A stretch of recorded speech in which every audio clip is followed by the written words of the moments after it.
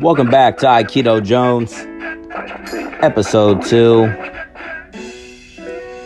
Today, we're going to be taking a look at the Black Satan gang. The day is here already. The two humiliated samurai approach Satan's palace reluctantly. Their pace and stride slowing further every step they take towards the ominous and foreboding structure. A large mansion, sinister aura like Dracula's castle. Kurencha. Baset has her legs crossed, exposing her bare thighs. In her hand is a dagger that looks like it could take a bite out of you.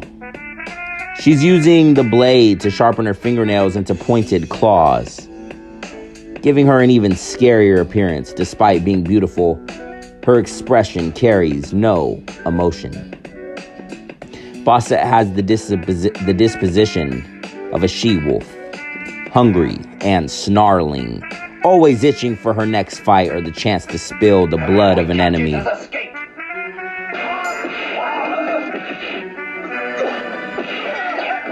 kung fu is pretty good. She loves torture more than having a roll in the sheets. Biting someone gives her more pleasure than kissing them. Her tight leather skirt hugs her plump, muscular legs, barely concealing the rest of her. She keeps her hair braided back in long braids that drape down her back. The leather jacket she's wearing reads Black Satans on the back emblem, the name of their motorcycle club. It shows the image of a fiery devil figure with jet black skin and spiked chains adorning his body like shackles. Shit. She's out here, says one of the two returning block samurai. Here, nigga, take your fucking sword back. Proved that you fight well. Now you can join us. He shoves the katana in his left hand. Excuse me. He shoves the katana in his left hand into the grip of his comrade. The man almost drops it. You get the tape? Oh, excuse me. It's Baset. You get the tape? Baset asks, The day is here already. not even looking at them. The men exchange a brief glance. Then she looks up and her eyes are blazing like twin flames. Judging from how y'all are not answering my question, I'm gonna take a guess and say you couldn't get it. She shakes her head disapprovingly. You two sorry excuses for samurai got your asses kicked by a kid in a bucket cap that spends more time spinning records on a turntable than he does training in the dojo. Baset's tone is accusatory and stern. That damn kid slipped the tape to Aikido Jones, the samurai says to her. He broke my wrist, babbles the weaker of the goons, holding his dangling wrist up for her to see. Baset immediately rises to her feet and approaches him, exhibiting an immense burst of sudden speed. She grabs his broken wrist and bends his arm into a torturous lock using only one hand and not even half her full strength. Your kung fu is pretty good. Baset cackles evilly in pleasure from the sight of the man's distress. He begs for her to let him go. His comrade does nothing to stop her. He knows better than to interrupt. What weaklings! Baset finally releases him. Pushing the man to the ground, she spins on her heels and sits back down on the porch, crossing her leg over the other like how she was sitting before. We were gonna put the slash down on that motherfucker, but there was too many people standing there watching it all go down. The samurai attempts to make an excuse for their failure. Don't tell me. Baset smirks with a feverish malice.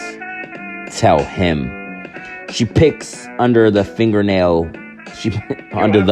You fight well. Now you can join us. She picks under her fingernail using the dagger blade she's gripping in one hand. Then she licks the flat side like it's a popsicle, tasting the steel. You think he'll be pissed? Mumbles the injured goon, standing back up from the ground, his face still twisted in pain. Go, now, Baset orders. The day is here already. The two men stumble past her and enter the mansion. She rises to her feet and follows behind them, closely.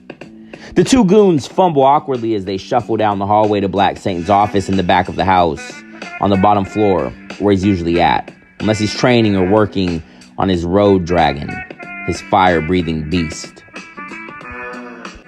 A male voice calls down from the stairs. He's lifting weights. The owner of the voice is invisible. They linger in the shadows of the home, blending into the darkness.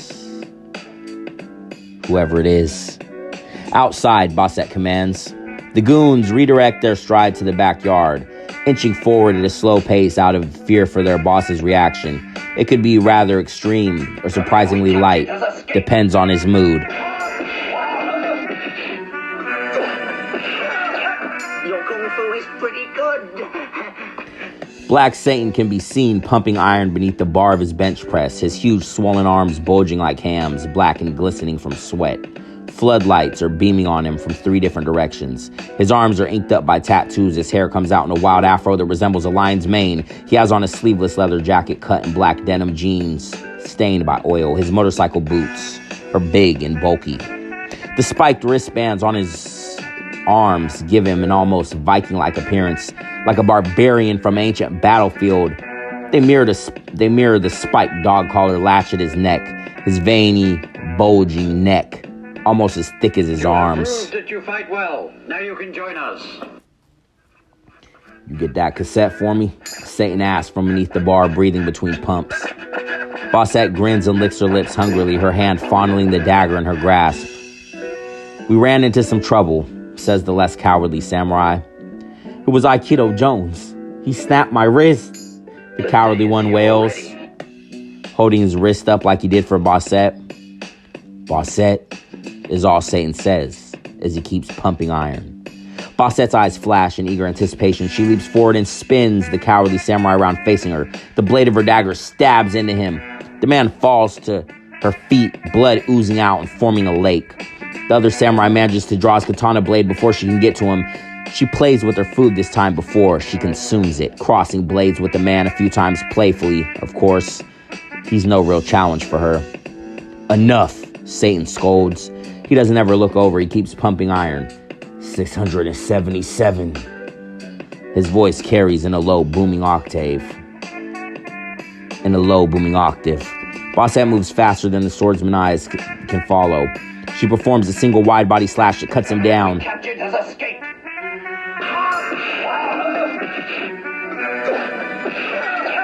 Your kung fu is pretty good. She performs a single wide body slash that cuts him down, putting him on the ground like his homeboy, lying in a river of blood. She looks at the blood dripping from the blade like she wants to lick it, but she doesn't. I don't know what that nigga's got in his blood, Baset says before kneeling down and wiping the blade clean on his shirt. Black Satan sits up from the bench. He grabs a nearby towel and wipes his face. Music is playing from a boombox. It's 60s soul music.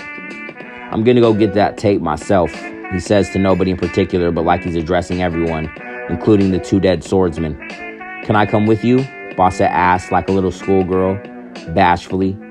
He meets her gaze and she melts inside from the ferocity and his strong, fearsome look of indifference towards her.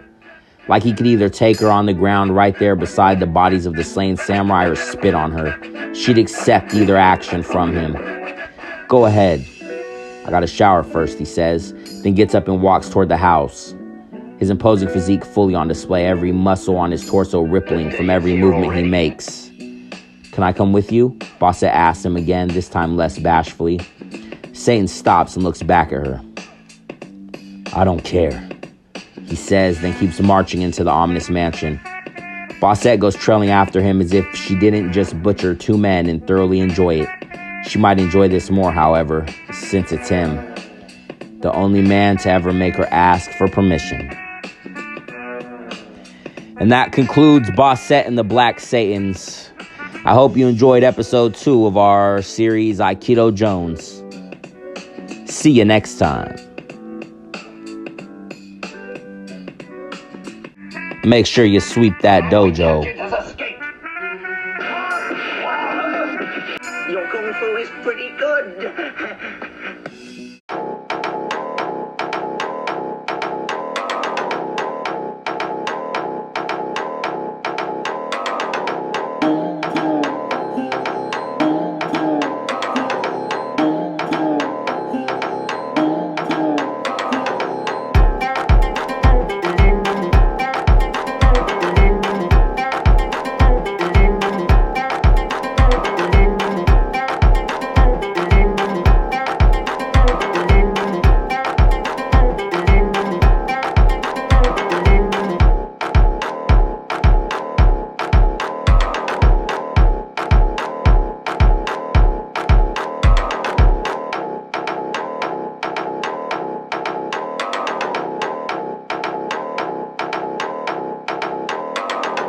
Total shock entertainment.